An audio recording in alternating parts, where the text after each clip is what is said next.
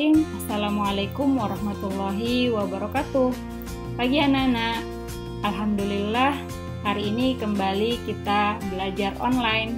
Sebelum belajar, jangan lupa berdoa ya. Anak-anak, hari ini kita akan membahas muatan pelajaran PKLH bab kedua, lindungi tanahku. Hari ini spesial kita akan membahas tentang jenis-jenis kerusakan tanah. Nah, anak-anak bisa lihat ya di gambar ada pemandangan yang begitu indah, ada gunung-gunung yang masih nampak kehijauan dengan adanya pohon-pohon yang tumbuh subur.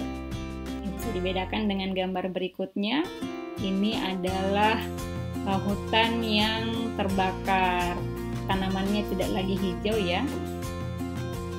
Nah, anak-anak, jenis kerusakan tanah itu selain karena faktor alam bisa juga disebabkan oleh aktivitas manusia sehari-hari. Nah, apa saja jenis-jenis kerusakan tanah? Kita belajar bersama ya. Bisa kalian lihat di gambar, ini adalah tanah longsor. Tanah longsor biasa terjadi di daerah kita di Balikpapan. Nah, tanah longsor atau erosi tanah ini merupakan terkikisnya permukaan tanah, kemudian diendapkan di tempat lain.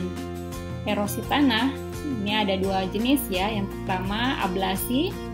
Ablasi merupakan erosi tanah yang terjadi oleh tenaga air.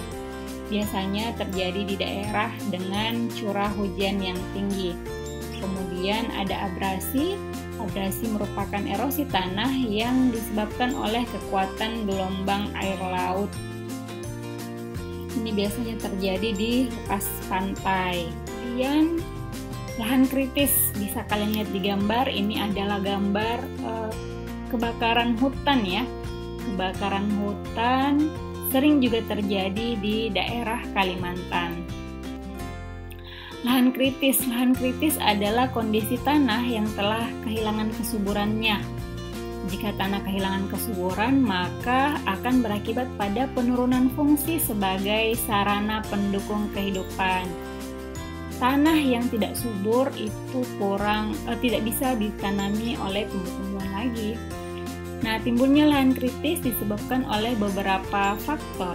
Yang pertama, kerusakan hutan.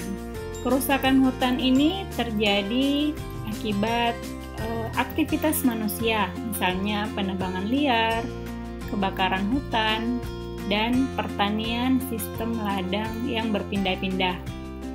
Penyebab yang kedua adalah kegiatan pertambangan. Kegiatan memperoleh tambang dengan menggali tanah dengan tidak hati-hati akan mengakibatkan lahan kritis.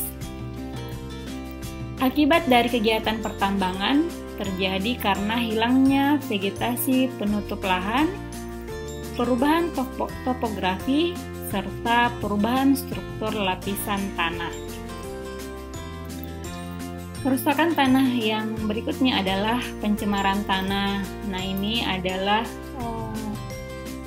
hutan bakau yang tercemar oleh limbah minyak.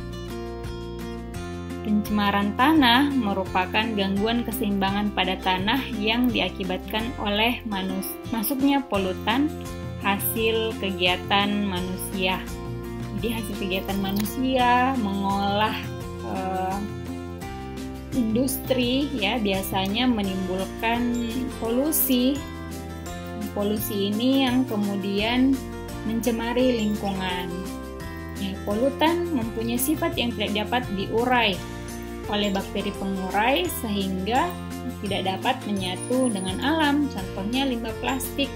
Limbah plastik itu tidak bisa diurai oleh bakteri, jadi dapat menimbulkan polusi bagi tanah. Nah, beberapa jenis polutan tanah. Yang pertama, limbah domestik. Nah, limbah domestik ini merupakan benda atau bahan yang tidak dipakai yang dihasilkan oleh kegiatan rumah tangga, baik berupa limbah padat, cair, maupun gas. Contohnya adalah pembungkus deterjen, limbah-limbah plastik yang kemudian menjadi sampah, air bekas cucian, pembungkus makanan, ya, dan masih banyak lagi limbah yang dihasilkan oleh kegiatan rumah tangga yang dapat mencemari tanah. Yang kedua adalah limbah industri. Nah, limbah industri adalah limbah yang dihasilkan dari kegiatan industri. Limbah juga ini bisa berupa bentuk padat, cair, maupun gas. Kemudian yang ketiga adalah limbah pertanian. Limbah pertanian merupakan limbah yang dihasilkan dari kegiatan pertanian. Pemupukan yang berlebihan dan dilakukan dalam jangka waktu yang panjang dapat merusak tanah, ya, karena mengandung bahan kimia. Contoh pestisida yang berlebihan itu dapat mencemari tanah serta mencemari air. Jadi penggunaan bahan-bahan kimia menimbulkan limbah yang dapat merusak kesuburan tanah. Nah, anak-anak, pelajaran kita untuk materi jenis kerusakan tanah cukup sampai di sini ya. Ibu harap apa yang disampaikan dapat kalian pahami. Jangan lupa tetap jaga kesehatan, menggunakan masker bila keluar rumah, jaga jarak, dan rajin cuci tangan. Semoga kalian di rumah selalu sehat. Assalamualaikum warahmatullahi wabarakatuh.